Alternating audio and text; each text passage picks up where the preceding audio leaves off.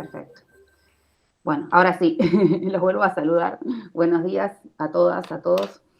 Bueno, hoy nos encontramos para presentar y compartir una serie de trabajos en la mesa de Historia y Crítica número 3, que es una mesa especial porque se la vamos a dedicar a Alberto Boselli, que desde hace algunas semanas ya no está con nosotros físicamente, pero seguirá estando con nosotros en espíritu y a través de su trabajo y, bueno, y de todos los que lo conocimos. Así que la idea sería hacer primero las presentaciones de las otras ponencias, es decir, bueno, ahora las vamos a ir presentando una por una, y dejar para el final la ponencia que habían preparado Graciela Rapón y Alberto Boselli para estas jornadas. Y luego de esa presentación vamos a pasar un video que es uno de los trabajos más premiados de ambos, como homenaje a Alberto y, bueno, por supuesto a Graciela, porque es un trabajo conjunto. Así que, bueno, si les parece, la idea sería comenzar con las presentaciones. Sobre el final de las presentaciones vamos a también tener un espacio para compartir preguntas, inquietudes. Así que, bueno, si les parece, comenzamos. La idea es que cada uno de los expositores vaya compartiendo la pantalla. Si llega a haber algún problema técnico, nos van a ayudar a presentarlo de otra manera porque los archivos están en el Drive. Pero bueno, la idea sería que comencemos con la exposición del trabajo de Carola Herr, que se titula La restauración bajo la mirada de Mario Buschiazzo, 1937-1947.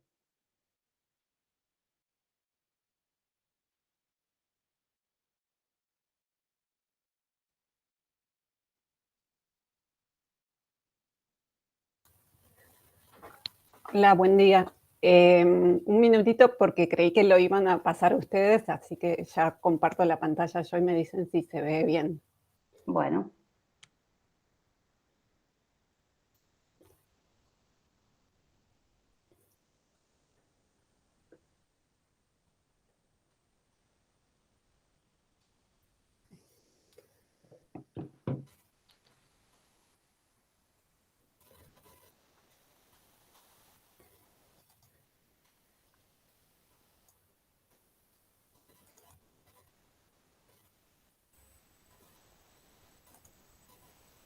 Si quieren, comparto el video.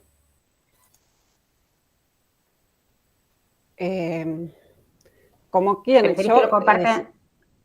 Si preferís, para lo mí a comparte veces Emiliano. es mejor, pero yo ya lo tengo para compartir. A veces Bueno. por mi red me resulta más fácil no compartir la pantalla porque tengo como microcortes, pero como prefieran. Entonces lo comparte Emiliano, no te preocupes, lo puede Bueno, compartir él. mejor, gracias. Dale, Mil disculpas. perfecto, no hay problema.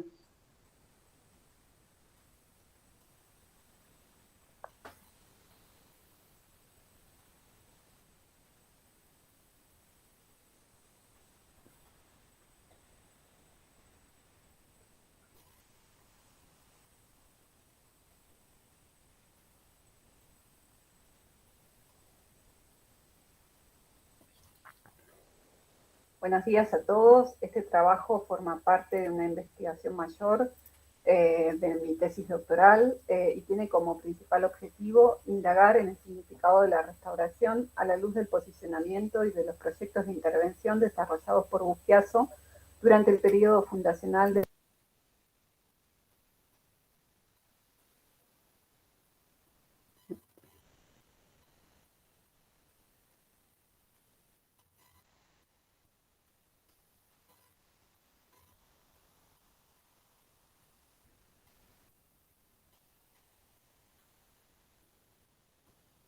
Carola, ¿estás ahí? Sí, yo no estoy escuchando el audio. No sé ustedes. No, se cortó. A ver. Disculpen, va de vuelta entonces.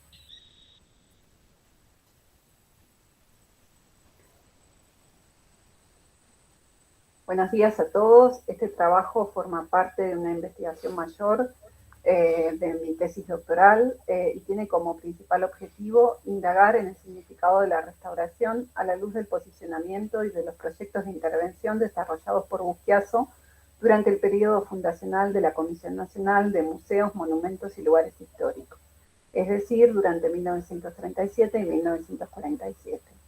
Para ello se identificaron y analizaron los diversos discursos elaborados por los actores de la Comisión Nacional. Por otro lado, se recopilaron y analizaron las fuentes gráficas, o sea, las planimetrías y las fotografías que conforman los proyectos de intervención, y también las fuentes historiográficas que remiten a la temática de la intervención de la arquitectura del periodo colonial.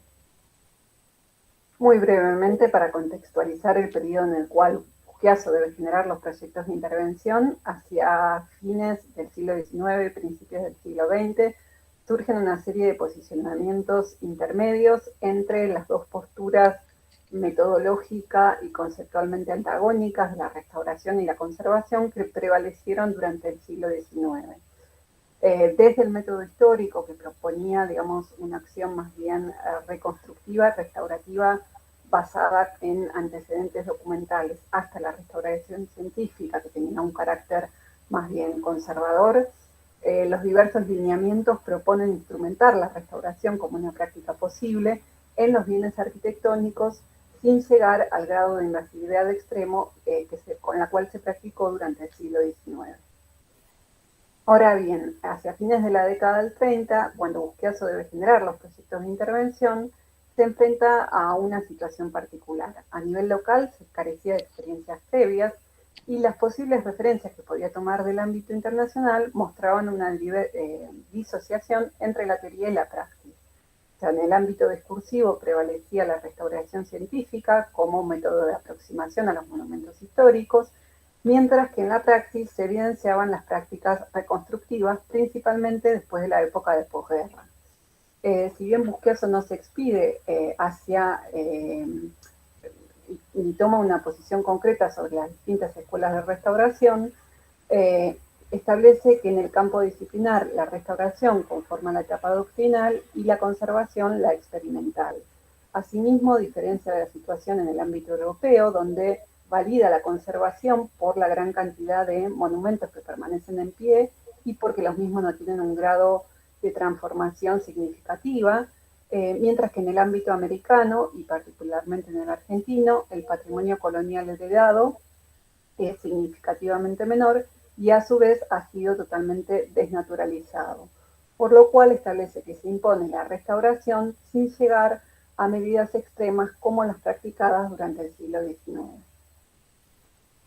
A partir de la revisión de los proyectos de intervención, puede advertirse que la reconstrucción como criterio prioritario de intervención tiene un carácter excepcional y está restringido a obras de alto valor simbólico. Las más representativas y que generalmente suelen sintetizar este periodo son justamente la Casa Histórica de la Independencia en Tucumán y el Cabildo Histórico de Buenos Aires. También a obras de gran valor simbólico que han sido destruidas por catástrofes naturales, como fue el sismo de San Juan, por ejemplo, con la casa natal de Sarmiento, mientras que en los restantes casos se suele restringir a hacer reconstrucciones parciales de los sectores más dañados que tienen, digamos, un alto valor histórico. Y en los restantes propone la reconstrucción en el lenguaje contemporáneo.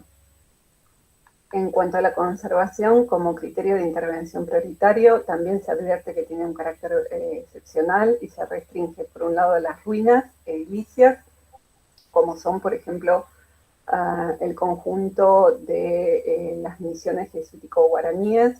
Por ejemplo, en San Ignacio Mini propone la limpieza y consolidación del conjunto. Por otro lado, en aquellos edificios que han sido sustancialmente transformados, donde la Comisión Nacional propone la adecuación en el estilo, como es el Cabildo de Humahuaca, Busquiazo se opone a su intervención y propone conservarlo, evitando generar falsos históricos. Y por último, en aquellos edificios que han sido afectados por diversas catástrofes naturales, como por ejemplo la Catedral de San Juan, propone la conservación de ciertos fragmentos como un memorial y establece que la reconstrucción debe hacerse en el lenguaje contemporáneo. Es decir, acepta el devenir edilicio en cada uno de los casos y se opone a generar una reconstrucción hipotética generando un falso histórico. Así, la práctica más usual entonces es la de la restauración, que incluye diversos criterios de intervención, entre los cuales recurrentemente se observan la liberación parcial, la reconstrucción parcial y la conservación parcial de diversas estructuras, con diversos alcances y también con la evaluación que implica la documentación que tiene para llevar a cabo cada una de estas intervenciones, y también con la valoración artística que se establece sobre el conjunto como tal, y la valoración histórica por la cual el edificio fue declarada monumento. De estas tres conjunciones, a partir de la valoración, a partir de la documentación y a partir de la factibilidad de la intervención, es que se proponen los diversos alcances de cada uno de estos criterios de intervención que terminan estando involucrados en cada uno de los casos. Para finalizar, en el periodo de estudio prevaleció la práctica de la restauración sobre la conservación. La reconstrucción y la conservación, como criterios prioritarios de intervención, tuvieron un carácter excepcional. La restauración fue como tal, digamos, la práctica más usual, y el alcance de la misma dependió de la documentación disponible, de la jerarquización de los valores, tanto históricos como artísticos, y del estado de conservación de cada uno de los monumentos heredados. Los criterios que se determinaron generalmente no fueron especificados desde el ámbito discursivo, pues usualmente el debate del campo de la restauración se desplazó al campo de la historia. Sin embargo, digamos, el estudiar los proyectos de intervención permite indagar y dilucidar los términos, conceptos y nociones que se engloban bajo la práctica de la restauración.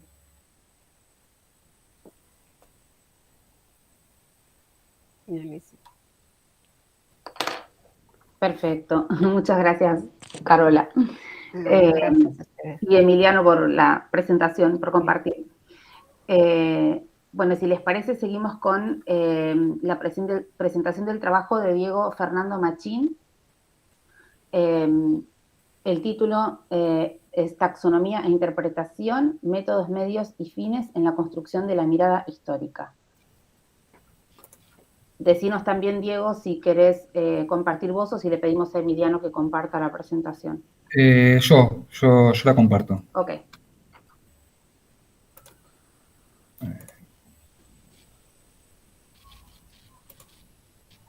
¿Ahí se ve? Sí. Perfecto. Lo que sí, ahí va, bien. Ahí está, ¿no? Sí, sí. Bueno, bien.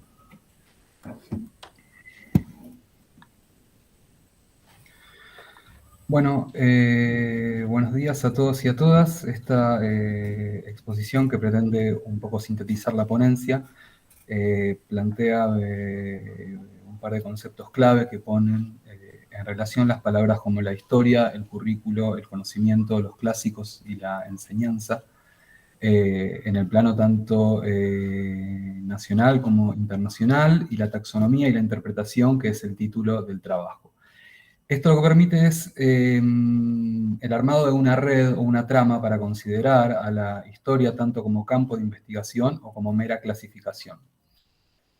Entonces se entiende a la historia como un campo de múltiples dimensiones, en donde el panorama es complejo en el sentido del tipo de pensamiento que se genera, y ahora sí pensar de qué manera incorporar estos enfoques desde el currículo, entendiendo un perfil profesional dirigido a los intereses particulares de cada sociedad.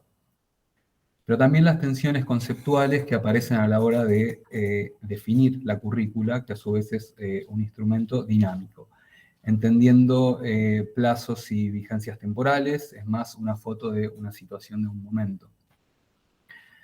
Para de esta manera proponer categorías nuevas en donde universidad, historia, arquitectura y currícula se reconocen como parte de un sistema que es variable.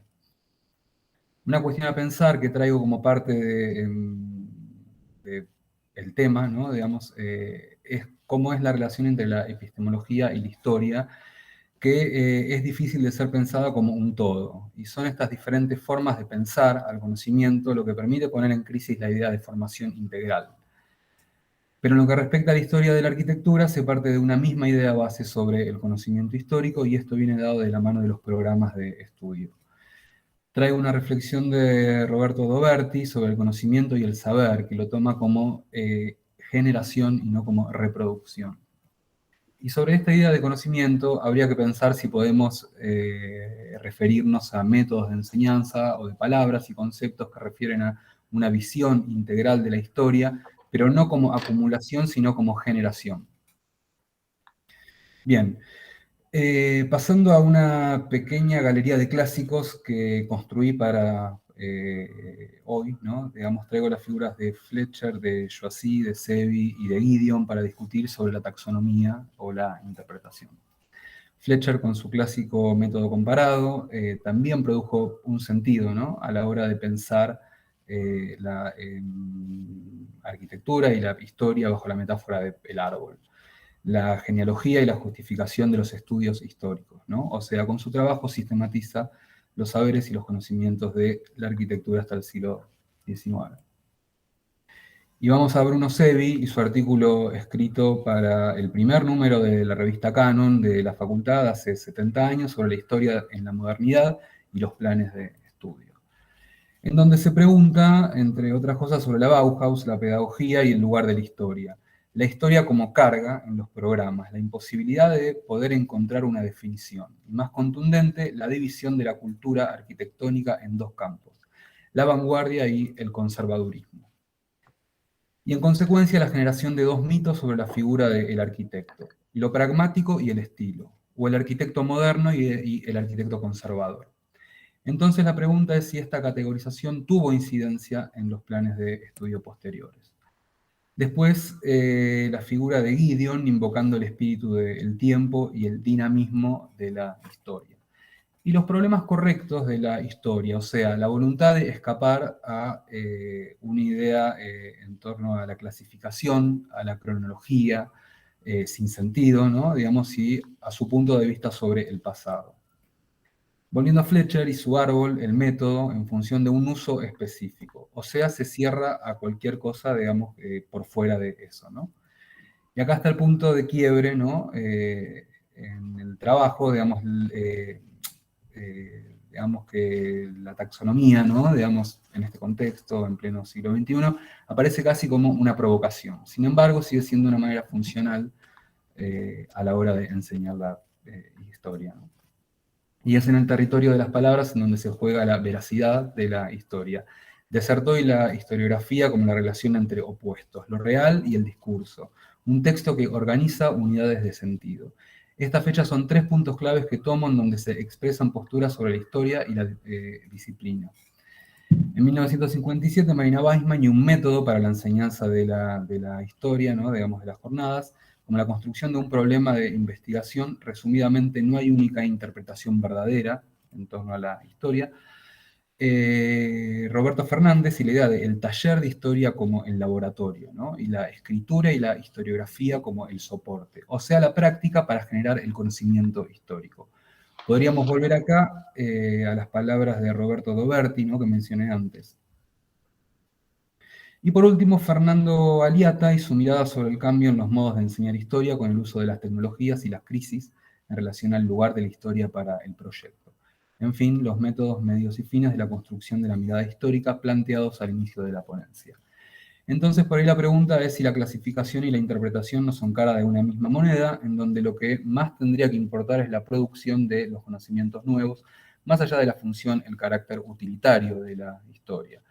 Y ahí sí se abre una nueva discusión o un nuevo tema, digamos, qué es lo que se entiende sobre interpretación. Pero bueno, eso ya es un tema de otra discusión.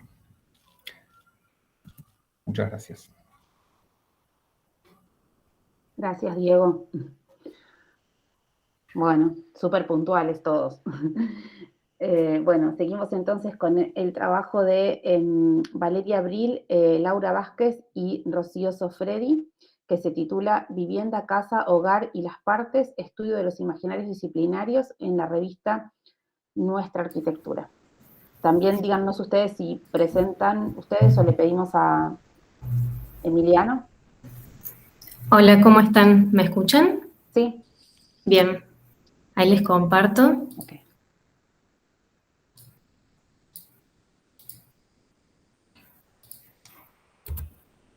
Se ve, ¿no? Está cargando. Ahí está, ahora sí. Bien. Bueno, nuestra ponencia es parte de un proyecto de investigación precedente que estudia los imaginarios de la vivienda en la revista Nuestra Arquitectura. Diferentes estudios que abordaron su contenido dan cuenta de que desde sus inicios, en 1929, ya era un portavoz de la nueva arquitectura. Ahora bien, al trabajar con un análisis de palabras y estadísticas, observamos que en realidad aquel discurso de los primeros años no tenía una dirección tan clara ni era tan uniforme como se interpreta habitualmente. Bueno, la revista tiene diferentes secciones: publicidades, recomendaciones bibliográficas, traducciones, historia, editoriales y proyectos. Trabajamos con estas dos últimas, editoriales y proyectos, y estudiamos el vocabulario de todos sus artículos, realizando un análisis cuantitativo de todas sus palabras. Posteriormente realizamos una categorización a partir de líneas temáticas que fuimos detectando, y a pesar de que las categorías fueron las mismas para ambas secciones, el relevamiento arrojó resultados muy distintos que reflejan un quiebre entre ambas y también un quiebre por periodo. Habiendo un primer periodo de 1929 a 1931 y un segundo periodo de 1932 a 1933. Ese registro fue volcado en gráficos que sintetizan los aspectos más destacados. En esta diapositiva podemos ver los resultados de la sección de notas editoriales. En un primer periodo se destacan las palabras casa, casi todas las partes o ambientes de ella, propietario, dueño, señor, cliente, hombre, lo económico, lo tradicional y las instalaciones. A partir de 1932 hay un quiebre del vocabulario y pasan a destacarse las palabras construcción, vivienda, alojamiento, obrero, popular, lo económico y lo relativo a la higiene. Entonces, mientras en un primer periodo se habla de la vivienda particular y de las nuevas necesidades que surgen de los cambios tecnológicos, en un segundo periodo se pasa a hablar de la crisis en la construcción, la falta de vivienda para la clase obrera, con una idea más política de la casa. Bueno, y en la sección de proyectos, en cambio, hay un discurso muy distinto en el que se destacan de manera constante ciertas palabras, que son casa, fachada, living, hall, lo moderno asociado a la decoración y el estilo, la ausencia de personas o solo algunos profesionales. Por lo tanto, a pesar de que se empiezan a exponer una mayoría de obras de nueva arquitectura, el relato se mantiene estilístico y el discurso ideológico que habíamos detectado en las notas editoriales no se ve reflejado. Bueno, para cerrar, este trabajo estadístico con las palabras nos permitió encontrar particularidades por fuera de las interpretaciones comunes de la revista, y también nos deja abierta la posibilidad de aplicarlo al estudio de los distintos significados que adquieren algunos términos a lo largo de todos los años de esta publicación. Bueno, muchas gracias. Gracias a vos, Rocío. Bueno, va, a las 3, aunque vos lo presentaste, es un trabajo de 3. Bueno, seguimos con el trabajo de Florencia Silvero, Lucio Magarelli y Fernando Martínez Nespral, bajo el título Conflictos en torno a la utilización del lenguaje neocolonial 1920-1970. Hola, ¿qué tal? Buenos días. Voy a compartir un video. Denme un segundo.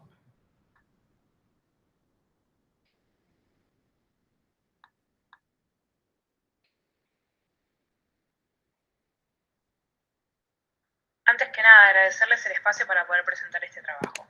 Esta presentación surge de un proyecto de investigación UBASIT que prevé analizar publicaciones periódicas que trabajan sobre el hispanismo y el americanismo argentinos en el periodo de 1920 a 1970. En dicho trabajo se pueden visualizar los distintos conceptos que definen las ideologías que conforman los discursos en dichas publicaciones. Tal es así que no es de sorprendernos que la utilización de distintas palabras o conceptos para referirse al neocolonial o al amplio espectro de lo colonial en nuestro país envuelven sesgos ideológicos o posturas políticas. Los estudios sobre el neocolonial son limitados en nuestro país, a pesar de que esta opción arquitectónica ha sido elegida por diversos sectores sociales.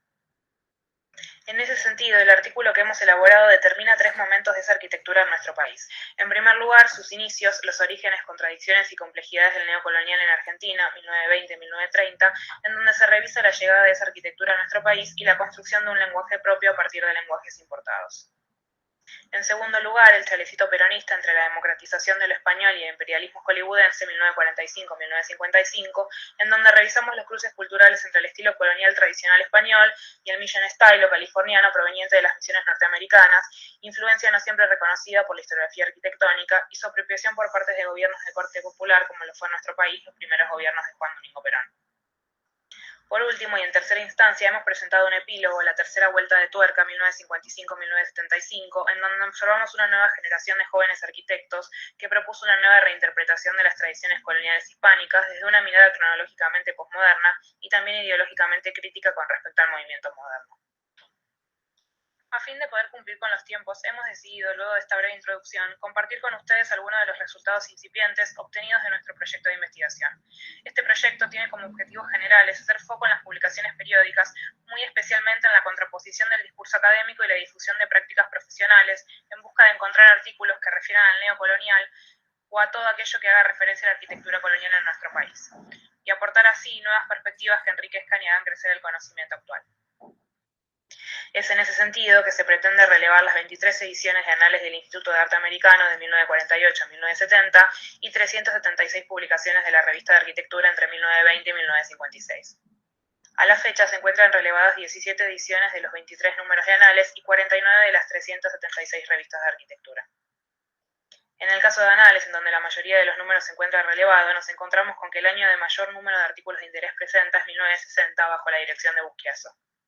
En el caso de la revista de arquitectura, al encontrarse relevado aproximadamente el 13% de las publicaciones y sobre todo los primeros años, los resultados no son igual de concluyentes.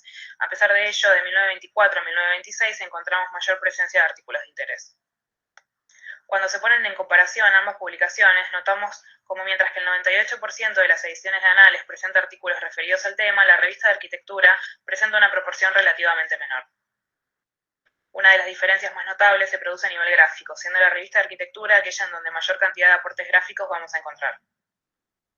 Por otra parte, mientras que en Anales las obras neocoloniales o coloniales desde una valoración histórica localizadas en Argentina u otros países latinoamericanos representan casi el 98%, en la revista de arquitectura encontramos una mayor preocupación por la producción argentina en particular. Es notable cómo en ninguno de los casos encontramos referencias sobre la producción norteamericana, contraponiéndose con lo antes desarrollado en nuestro artículo. Respecto a las menciones de nombres propios, ambas publicaciones presentan resultados similares. Lo mismo sucede cuando intentamos rastrear obras puntuales. Respecto a la autoría de los artículos, mientras que en Anales la mayor parte de ellos recaen en Héctor Echenone y Mario José Busquiazo, en la revista de arquitectura la distribución se presenta mucho más diversa, imponiéndose levemente los trabajos de Alejandro Christoffersen. Ahora bien, con respecto a la terminología utilizada por cada publicación, ambas presentan algunas similitudes. En primer lugar, el término colonial se impone fuertemente, es decir, se escribe sobre obras con valor histórico patrimonial. En segundo lugar, ambas también parecieran presentar ciertas preferencias por los términos relacionados a lo español, lo hispano, etc. Nuevamente llama la atención la omisión de términos vinculados al norte de nuestro continente como californiano o Mission Style, y la limitada o casi nula utilización del término neocolonial propiamente dicho. Otro de los ítems solicitados a la hora de documentar en la investigación son las palabras claves que caracterizan a los artículos. Es en ese sentido que podemos afirmar que en las ediciones de Anales los artículos hacen referencia mayormente a obras del periodo colonial sobre las cuales se historiza. En cambio, en la revista de arquitectura, la mayor parte de los artículos habla sobre proyectos contemporáneos a la fecha de publicación de las mismas, en los cuales el término colonial hace referencia a modas, tendencias o evocaciones a la hora de diseñar. Tal como planteamos al comienzo, este proyecto se encuentra en desarrollo y sus resultados son parciales. De todas maneras, se hace evidente que hay ciertas tendencias que se van imponiendo y valen la pena empezar a observar. Por último, queremos agradecer a todos los pasantes que han participado y continúan participando en este proyecto de investigación. Sin ellos, este trabajo no existiría, y desde ya, gracias a todos los oyentes por su tiempo.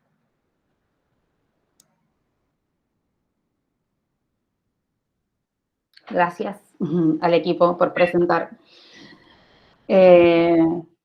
Bueno, si les parece, podemos... Graciela, ¿estás ahí? Sí, estoy aquí. Perfecto. Bueno, quedaría presentar el trabajo de ustedes y tendríamos que ver como en qué momento prefieren como abrir la discusión sobre lo que vamos presentando. No sé si vos querés hacer la presentación primero de la ponencia, que luego discutamos sobre las cuestiones que se fueron presentando y al final pasamos el video como cierre, o si querés presentar todo y dejamos al final de todo, pero bueno, para conversar. Mira, me parece que lo que conviene, 10 minutos, y nosotros tenemos 5 para hablar, que vaya corriendo el video mientras yo hablo. ¿Qué te parece? Sí, igual no hay apuro, no te estreses, no hay apuro, o sea, podés hablar tranquila y después pasamos el video. ¿Pasa el video? Y al final dejamos un rato para el debate. Bueno, ¿Te parece? Así lo haces tranquila. Bueno, no, yo como el video tiene una musiquita nada más. Bueno, como vos prefieras, pero si vas a pasar el video, entonces los presento como corresponde antes de que empieces a hablar, porque bueno, ahora llega el momento del homenajeado. Sí. ¿Lo leo o paso el video? Espérame un segundito, que ahora los presento y después vos, si querés, hablás con el video mientras va corriendo, eso como vos prefieras, no hay problema, pero ya que vas a pasar el video, los voy a presentar mejor. Porque bueno, como les decía recién, hoy son los homenajeados, especialmente Alberto, que bueno, Graciela me pasó un breve CV de Alberto, y me dice, y yo lo mismo, porque yo hice todo lo mismo con él casi por 50 años, así que, bueno, en su CV figura que era arquitecto por la UBA, profesor de filosofía por la Universidad de El Salvador, docente de arquitectura e historia, investigador del Instituto de Arte Americano, y miembro de la comisión directiva del SICOP y del Instituto de Investigaciones Históricas de la Manzana de las Luces. Pero su trayectoria como más destacada se da junto con Graciela desde 1986, cuando comenzaron a llevar adelante el programa de investigaciones en el campo de la memoria visual de Buenos Aires, y en ese marco elaboraron numerosos montajes audiovisuales que reconstruyen la gestación y la transformación de la ciudad a través del tiempo a partir de bases de datos digitales. Parte de esa extensa, como parte de esa extensa producción se encuentra el video que Graciela va a presentar ahora, que es Plaza de Mayo 200 años, que obtuvo muchos premios. El primero fue un premio otorgado por el Observatorio Latinoamericano de la New School, que es un premio especial para mí porque participé de esa convocatoria. La recuerdo con mucho cariño y los recuerdo con mucho cariño a Graciela y Alberto en todo ese proceso, así que es un trabajo especial. Y luego de ese premio le siguieron otra cantidad de reconocimientos en concursos, bienales, festivales, organizados por distintos organismos, instituciones, como el Banco de la Provincia de Buenos Aires, el Ministerio de Educación de la Nación, la Sociedad Central de Arquitectos, el Consejo Profesional de Arquitectura y Urbanismo, el Mercosur y la FADU, y también una distinción del rectorado de la UBA. Así que con esta breve presentación te doy pie, Graciela, para que cuentes la ponencia y pases el video como mejor te parezca. Bueno, sí, al momento prefiero que yo leo la ponencia. Bueno. Perfecto. Les cuento, el título de una investigación abre la posibilidad de conectarse en la nube digital con otros investigadores que tienen búsquedas afines, permitiendo de ese modo el intercambio de los avances y resultados. Las palabras claves complementan esa posibilidad cuando el título de la investigación no alcanza a definir suficientemente el campo. Los términos y conceptos son instrumentos para repensar las palabras. Desde su título, Memoria Visual de Buenos Aires, nos ha dado resultado como un conjunto de términos que ya contienen palabras claves, pero otras utilizados a lo largo de nuestra investigación iniciada en 1986 a través de los proyectos UBASIT, con títulos como Historia Urbana e Imagen Virtual de Buenos Aires, Transformación Urbana de Buenos Aires, Historia Urbana de Buenos Aires, Atlas Multimedia de Buenos Aires, Imagen, daguerrotipo, fotografía, cine, etcétera, nos permiten conectarnos con otras redes, abriendo así infinitos campos de posibilidades. La revolución del conocimiento de los 3 últimos siglos no hubiera sido posible sin el desarrollo del sistema de correos en Occidente. La intercomunicación de los inventores e investigadores de sus atisbos parciales desencadenó los avances crecientes hasta llegar a la nube Internet del presente. Las palabras claves de nuestras ponencias del siglo XXI ya están fructificando cuando en nuestras redes digitales se multiplican mensajes coincidentes con los campos de las búsquedas, los hashtags. La gran esperanza en el progreso se contrapone en nuestros días a las amenazas del cambio climático y al COVID-19 en una carrera con los científicos del mundo que, sumando e integrando sus conocimientos, nos salven de un fin del mundo. Los 35 años en que se viene desarrollando la serie de investigaciones UBASIT Memoria Visual de Buenos Aires han ampliado en la última década la red de contactos con investigadores de la iconografía urbana, sobre todo cuando la adopción de los 2 pares de palabras de ese título que funcionan como palabras claves, Memoria Visual y Buenos Aires. Con anterioridad, el cine argentino, como fuente inicial de nuestras búsquedas sobre esta ciudad, proveía de palabras como cine, imagen móvil, locaciones cinematográficas, etc. Cuando descubrimos que el cine, de ser fuente de relato urbano, podía pasar a ser método del mismo, encadenando fotografías que reiteraban enfoques de panoramas urbanos de distintas épocas, reconstruyen en la imagen móvil una narración, necesitó de palabras claves como animación, maqueta digital, etc. Otros recursos icónicos como la cartografía, la fotografía satelital, se integran para definir el campo que nos comunica con investigaciones paralelas. Los lugares, barrios e itinerarios urbanos aportan palabras que difunden las ponencias, videos y montajes en las redes. Plaza de Mayo 200 años, Casco Fundacional, Costa Sur, Riachuelo, Retiro, Recoleta, Costanera Sur, Norte, Constitución, una palabra que nombra cosas, realidades físicas, la terminal del Ferrocarril Sur, una plaza, un video de Memoria Visual de Buenos Aires que muestra el lugar con carretas, luego ferrocarriles, tranvías, etc., y el crecimiento de sus redes hasta llegar al gran intercambiador de transportes actual.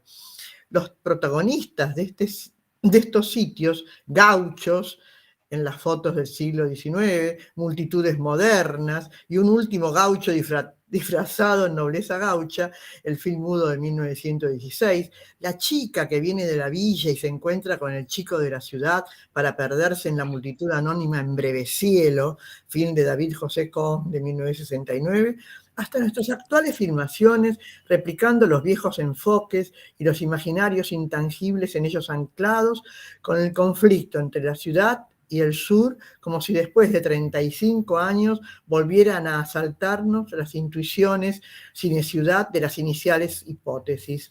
El video también necesita palabras en sus epígrafes y locuciones, y el texto redactado para el encuentro de investigadores jornados ICIT FADUBA, y en ese texto la elección de las 5 palabras claves que proyectan estas búsquedas en las nubes digitales. En nuestros casos, las palabras claves son Buenos Aires, memoria visual, fotografía urbana, historia urbana, relato visual.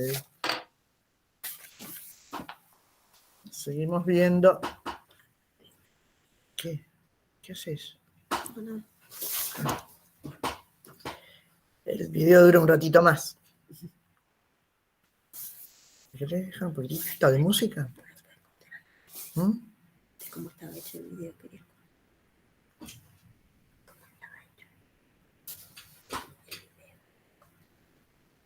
No te entiendo. Quería contar el video.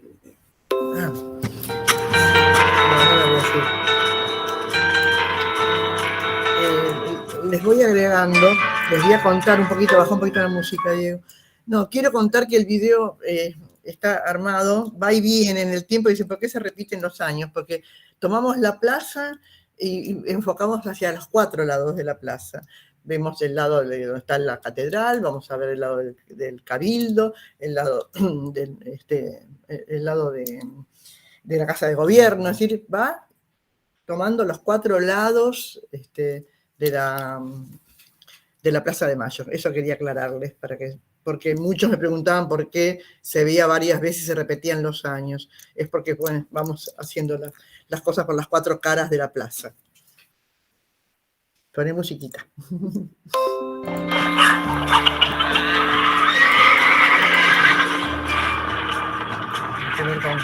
El primer congreso.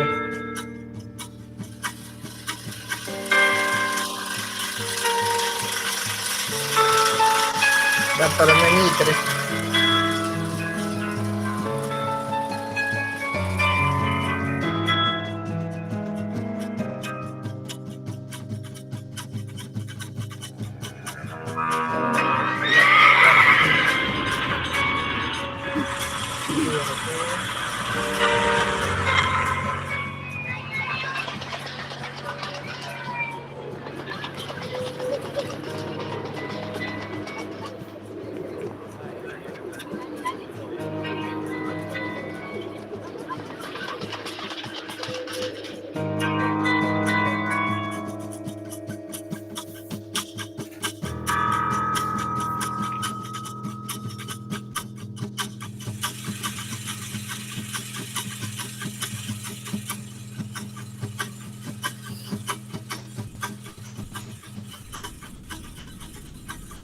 El cabildo. Esto es de las primeras filmaciones.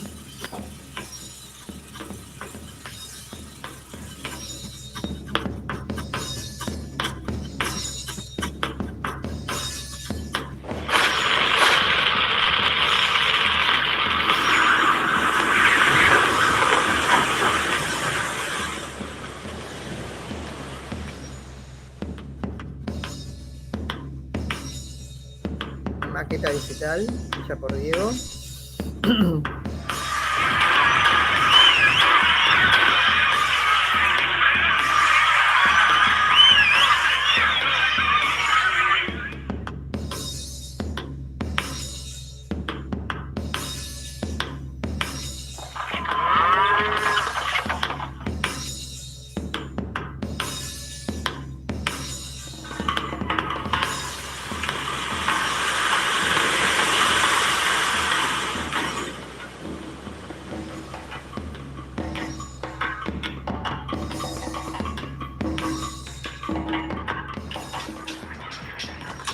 La demolición de la Recoba.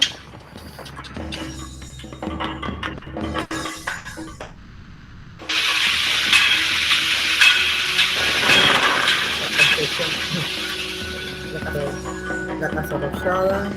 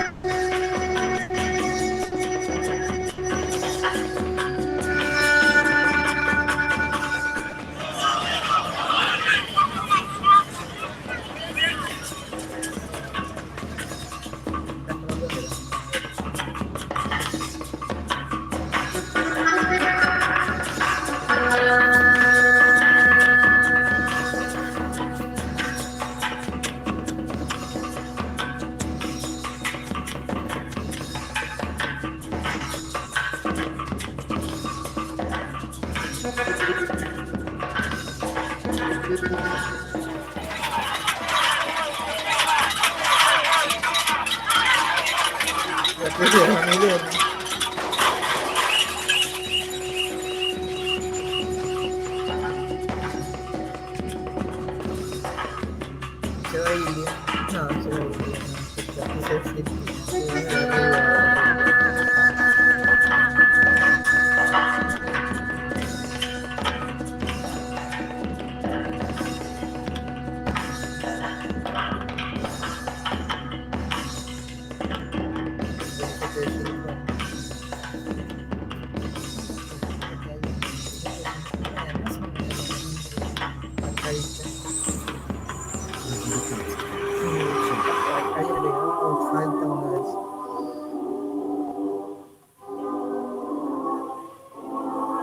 Eso lo voy a decir.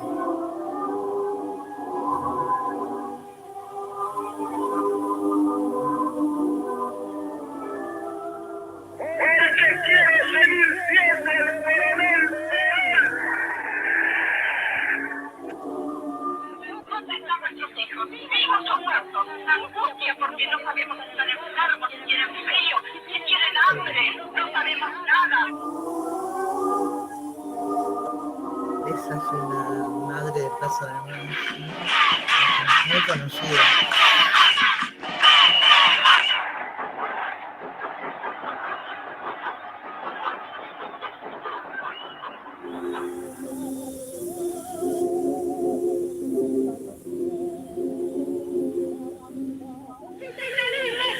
El capitalismo es araña y sus sirvientes oligárquicos y entreguistas.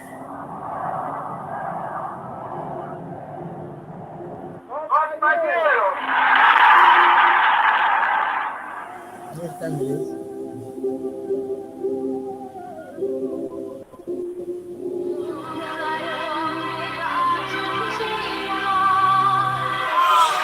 Para 200 años de frustración.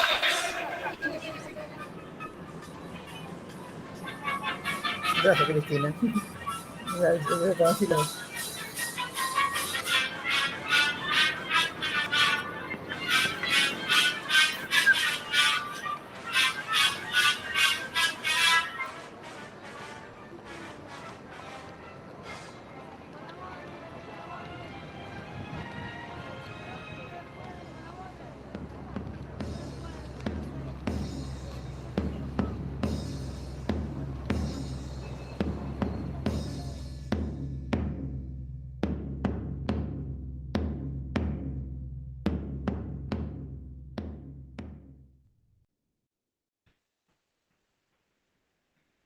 Bueno, hay Muchas algunas gracias. anécdotas. Que si les quiero Les puedo contar que ese billete de 50, Alberto era tan observador, descubrió que en el billete de 50, donde se ve la casa rosada, la casa de gobierno, hay un arquito de más.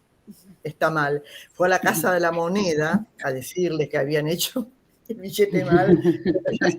Pero no, una vez que ya hicieron ese molde no lo pueden modificar. Son observaciones de Alberto, que siempre tenía su mirada particular de las cosas. Bueno, les agradezco muchísimo este homenaje que le han hecho a Alberto. No, gracias. Gracias a ustedes. Cuidado que ahí está. Gracias a ustedes. Bueno, muchísimas gracias a todos los participantes. Les agradezco muchísimo realmente recordarlo, Alberto. Quizás alguien quiera, ahí empiezan a levantar la mano. Sí, ahí empiezan a levantar la mano, así que les damos espacio a los que quieran comentar. Sí. Mario, te escuchamos. Sí, básicamente quería mandarle un abrazo, un cariño grande a Graciela. Compartimos la pena, pero también el recuerdo indeleble de Alberto, de su lucidez, su generosidad y, entre tantas otras virtudes, Graciela, vos pusiste también subrayaste algo importante con el tema de los arcos de la Casa Rosada. La otra cosa era que Alberto era muy meticuloso, es una lección que nos dejan otras generaciones, de estar siempre mirando el detalle, y eso sumado a su generosidad para plantearlo. Por ejemplo, vos, Mita, diste un ejemplo de generosidad, se fue a la Casa de la Moneda, como si fuera asunto personal de él, ¿no? Esa cuestión. Así que bueno, si no fuera porque se fue muy lejos de donde estamos ahora, siempre es un gusto recordarlo. Y bueno, vaya con eso también un gran cariño para vos, en el cual entiendo que como director también en cierta medida transmito la sensación de toda la gente del instituto, del cual él fue una columna irreemplazable, junto con vos y con Diego, desde luego, ¿no? Sí. Eso quería decir. Un beso grande. Gracias, Mario. Gracias, Mario. Acá lo tengo Dieguito al lado siempre. También puede que se sume. También está Teresa que quiere comentar algo, así que le damos la palabra. Sí. Teresa. Hola a todos, colegas. No, simplemente en nombre de los 8 hermanos de Alberto, quería agradecerles muchísimo este homenaje, el recuerdo de él, imborrable, y por supuesto a Graciela, que mantiene su memoria viva. Muchas gracias a todos. Gracias, Teresa. Gracias. Bueno, qué momento. Estamos todos emocionados. No sé si alguien quiere comentar algo, sumar alguna palabra. ¿Preguntar algo? ¿Preguntar algo? La tengo también a mi hija Lina conmigo. Ah, hola. Y a Diego, que Diego está ahí, se ve la mitad de la cara, pero él es otro personaje clave del trabajo de ustedes, que nos saluden. Ahí. Está tímido. Diego decía, sí, si no fuera por Diego, no podíamos hacerlo. Bueno. Y bueno, y a Nacho también habría que... Claro. Es fotógrafo, tenemos el equipito, a Juan Ortiz, son el equipo que tuvimos siempre, desde que empezamos. Andrés Pajeuze, no me quiero olvidar de nadie más, ¿no, Andrés? Patricia. Y Patricia Flores, nos ha ayudado muchísimo también. Así que, bueno, con todo ese equipito, pudimos hacer esta cantidad de videos, que en realidad son unos cuantos más. Aparte, sí. Era muy significativo porque tuvo tantos premios, y además viajamos a presentarlo en Nueva York, que se asombraron de ver una plaza tan convocante. Ellos no tienen eso en Estados Unidos. Llamó mucho la atención el video y la ronda de las madres. preguntaron mucho, me acuerdo, fue un viaje espléndido que hicimos. Pudimos conocer Nueva York y reconocer tanto cine que tenemos. Con Alberto somos muy cinéfilos. Cada era un lugar que habían filmado una película, ¿no? Así que eso también lo hago valer, porque en realidad este tema de ver en las películas la transformación de la ciudad nos ha dado muchas satisfacciones. Bueno. No sé si alguien más quiere preguntar algo. No sé. Sí, también podemos abrir los comentarios a todo lo que se presentó a lo largo de la sesión. No sé si quieren comentar algo respecto de las cuestiones que estaban en discusión. Digamos, yo lo que hice fue fijarme más o menos en qué líneas habían incorporado, digamos, los trabajos, y, digamos, me parece que hay como 2 puntos como bastante fuertes, que no sé si alguien quiere reforzar, volver a comentar, aclarar. Me parece que hubo como en algunos trabajos mucha, digamos, énfasis en el rol que tuvo la utilización de las palabras, en los métodos de investigación, y en otros, y en casi todos, la utilización de las palabras, dado que es el tema de las jornadas, digamos, como oportunidad para reflexionar acerca de los alcances del campo disciplinar. Así que no sé si quieren, alguien quiere comentar algo al respecto de estas líneas de discusión, o lo que sea. Están invitados a compartir, comentar, lo que tengan ganas.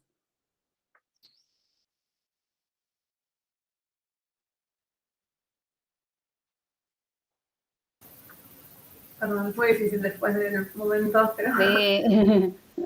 muy emotivo. Pero creo que Alberto estaría encantado de que siguiéramos, de que aprovecháramos la sesión para seguir discutiendo y debatiendo. Él sería el de los que se sumaría a hacer alguna observación incisiva, así que hagamos de cuenta que está acá y que nos está invitando a seguir trabajando. En relación un poco, nosotros habíamos trabajado con esto del relevamiento de revistas, ¿no? Del análisis de palabras, que la verdad es que es algo que también decidimos profundizar a raíz de la convocatoria, supongo que como todos. Quería preguntarle al equipo de Fernando y Lucio y Florencia, si tenían como documentado registro también de la metodología de trabajo que usan. Por ejemplo, en nuestro caso, además del trabajo con las palabras en sí, del relevamiento, tratamos como de empezar a pensar en esa forma de relevar o en los criterios que adoptamos, en registrar ese proceso. Y la pregunta también viene, porque ayer justo vi en otra mesa, en la de Inés Moiset, si no me equivoco, chicas que trabajaban con el tema de revistas, y me parece que, estando trabajando todo sobre el mismo objeto, sería bueno como dejar establecidas estas redes, ¿no? Compartir estos tipos de trabajo.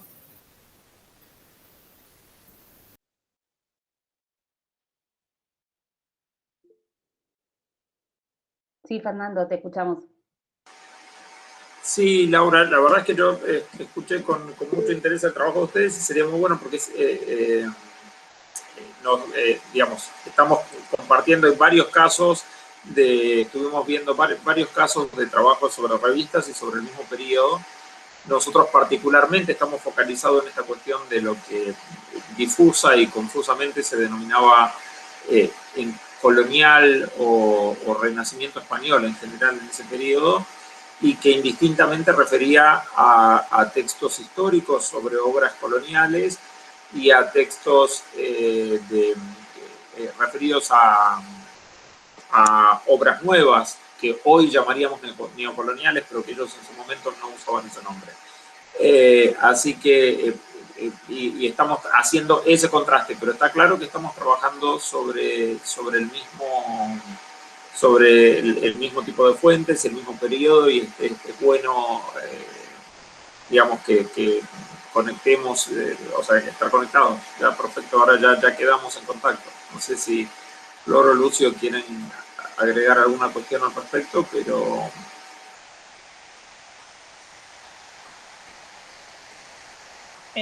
No, con respecto a la metodología, fuimos ajustándola mucho sobre la marcha. Creo que como mea crítica de los arquitectos, creo que no estamos acostumbrados a trabajar con estadísticas ni con relevamientos tan minuciosos y demás. Entonces, la forma que tiene hoy los resultados es algo que fuimos ajustando mucho sobre la marcha, incorporamos planillas, también hay una cuestión como la complejidad de que tienen los términos y esto que dice Fernando de la denominación de colonial, neocolonial o otras palabras, que guiarlos a los pasantes para que releven y tengan la capacidad como de encontrar todos esos términos, que son muchos, pero que en definitiva hablan de lo mismo, fue difícil, es complejo, es como una revisión de cada planilla que van haciendo y en base a esa planilla aconsejarlos y hacernos entender un poco mejor, básicamente.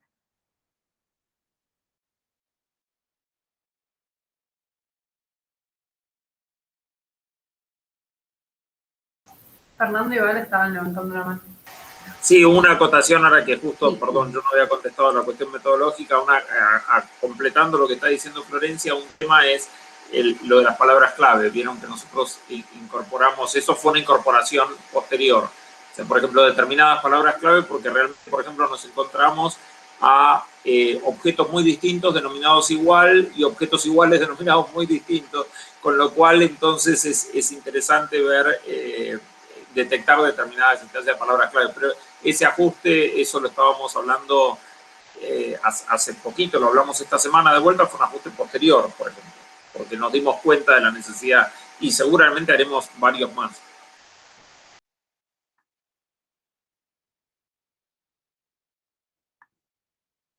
Sí, Valeria, vos querías agregar algo. ¿Qué tal? Sí, un poco lo que decía Florencia de los pasantes, bueno, nosotros también hemos tenido, digamos, pasantes a lo largo de estos años. Rocío es, digamos, incorporación de este año y es pasante, digamos, está trabajando por fuera, que es de Córdoba. Y también creo que pasamos por la misma problemática, digamos, de los relevamientos. También hemos trabajado quizás la construcción de estas de categorías. Ha sido una manera, por lo menos para la dimensión de la vivienda, que nos ha ayudado a los relevamientos.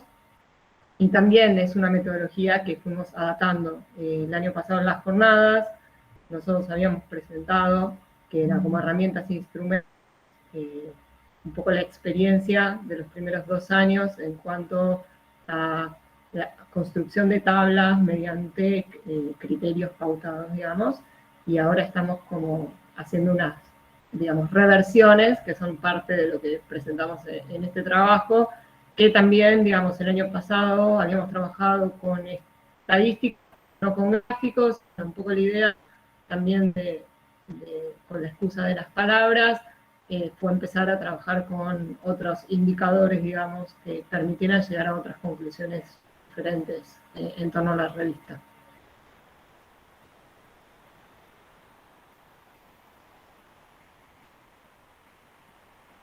Lucio, ¿querías comentar algo? Sí, ¿qué tal? Buenos días a todos y a todas. Para sumar también en lo que decía Florencia y lo que decía Fernando, y para responder también lo que preguntaba Laura de la metodología, en principio fuimos adaptándolo, a los pasantes les dimos metodologías, les explicamos el proyecto en relación al conflicto de las palabras, que si bien lo adaptamos para el artículo de estas jornadas, es también la base del proyecto UBASIT de Fernando, que es en cómo se interpreta el lenguaje neocolonial y las diferentes adaptaciones que tiene. Entonces les explicamos esta problemática. Al principio trabajamos con planillas de Excel en la cual les explicábamos la cuestión de la disciplina, del concepto lingüístico, de la taxonomía que pudiera haber, y como se nos complicaba para sacar estadísticas, entonces después lo automatizamos para poder sacarle rédito a la cuestión cuantitativa, más que nada, hacer un trabajo con extensión y con tantos tomos de revistas. Y quizás ahora sí tiene como una parte más estadística, como dice Flor, pero también al automatizarlo nos permite, si queremos hacer un análisis cualitativo de cada artículo de interés, entrar al relevamiento en cuestión y analizar qué resumen tiene, qué palabras clave tiene y a su vez si tiene planimetría o si tiene alguna cuestión particular del artículo, poder entrar a cada relevamiento particular y hacer el análisis cualitativo en sí mismo. Pero lo que tiene de bueno también es que después se puede adaptar y transformar a lo que nosotros querramos en relación a la base del progreso del proyecto.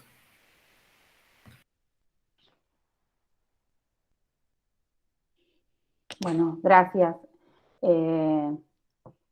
No sé si quieren comentar alguna cuestión respecto de los otros trabajos, respecto de la cuestión de las palabras y el campo disciplinar, si alguien quiere comentar algo al respecto.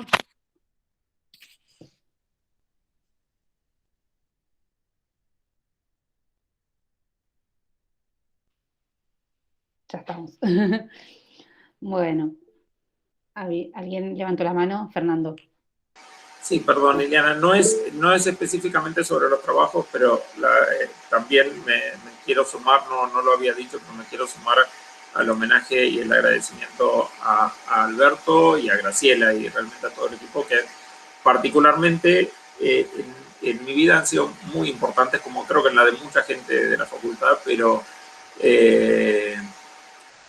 con Hammurabi y Nufuri, Graciela recordará, con Hammurabi y Nufuri fuimos medio pioneros en incorporar medios audiovisuales y demás, y estábamos siempre hablando con Graciela y Alberto, que nos dieron una mano enorme hace como 30 años cuando andábamos arrastrando televisores por los pasillos y para meter VHS y todo eso lo pudimos hacer a partir de ese momento, digamos, manejamos una relación muy fluida y de mucho apoyo que sinceramente esa aventura no hubiera sido posible sin el apoyo de él. Que bueno, luego continuó y se caracteriza con la generosidad que ya todos han destacado hasta el final.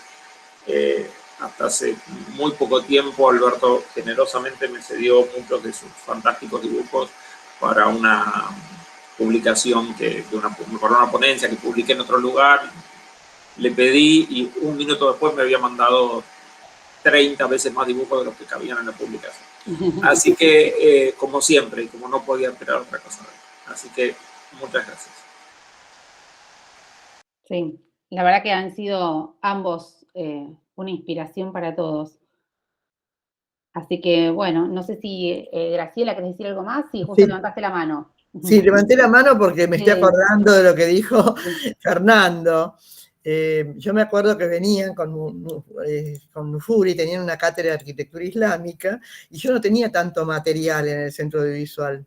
Me iba a la embajada a buscar películas para ellos, hacíamos todo el traspaso a VHS, eran películas en 16 milímetros, las pasábamos a VHS y todo ese proceso, y ellos tenían para mostrar en la cátedra, estaban contentísimos, por eso estoy haciendo mención de lo que dijo Fernando. Les conseguimos el material para que pudieran dar sus teóricas. Yo si podía lo hacía.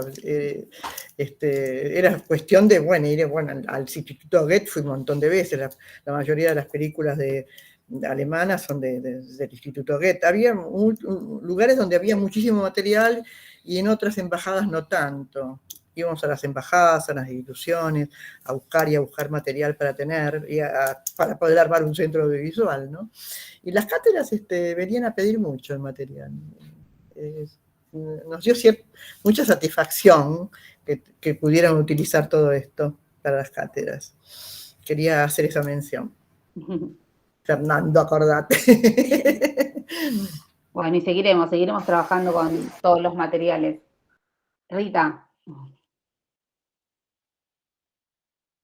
Sí, yo quería agregar desde el lado institucional que en la Secretaría de Investigaciones siempre contamos con la presencia, sobre todo de Alberto, ahí ya muchas veces con Graciela, pero muchas veces, muchas otras. Alberto estaba en la primera hora, en la reunión que fuera, en esas situaciones en las que por ahí de público hay contadas personas, pero él estaba dispuesto a escuchar no siempre se oía bien, y él no siempre oía bien, pero su imaginación lo derivaba hacia alguna pregunta que de todas maneras podía aportar, ¿no? Entonces, creo que es como, a ver, algo especial en unas jornadas en las que pensamos en las palabras clave y demás, pensar también en que no solo está al lado de la precisión y el foco, esa capacidad de, por ejemplo, mirar el billete, ¿no? y el arco que sea el arco sobrante,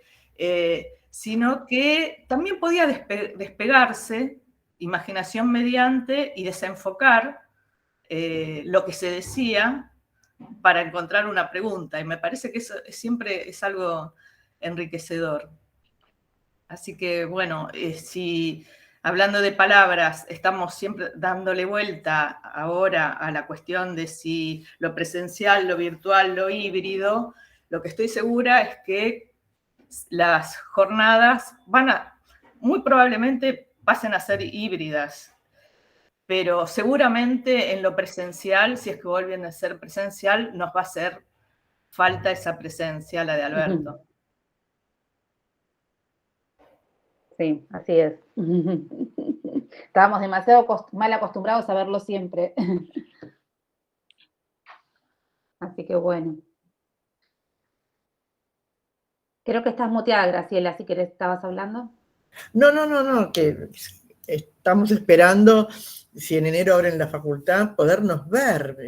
Hay una ansiedad con el tema de volver a vernos con toda la gente del Instituto de Arte Americano, saludarnos, abrazarnos, todo eso nos falta.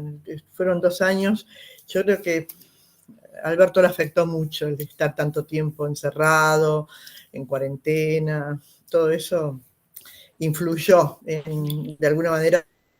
Él estaba muy bien y él fue una muerte súbita. Yo sé que él no sufrió seguramente, para nosotros fue tremendo.